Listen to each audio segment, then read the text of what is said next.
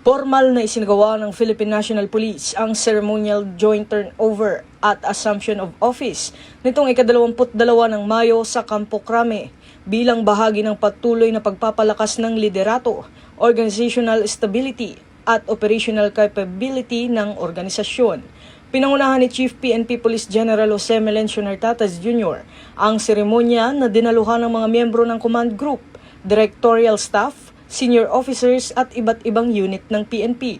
Kabilang sa mga opisyal na nanumpa sa bagong tungkulin, sina Police Brigadier General Edwin Balles bilang acting director ng Anti-Kidnapping Group, kapalit ni Police Brigadier General Glycerio Cansilao na nagretiro na sa serbisyo.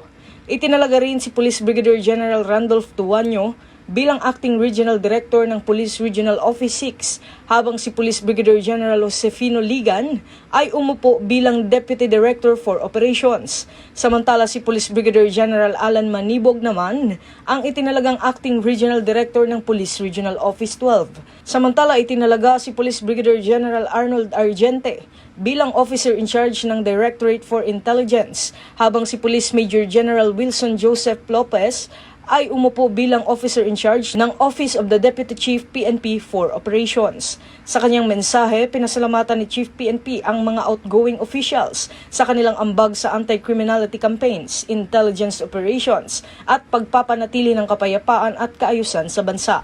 Binigyang diin din niya na ang kalagahan ng disiplina, accountability at matatag na liderato sa pagtugon sa mga hamon sa seguridad.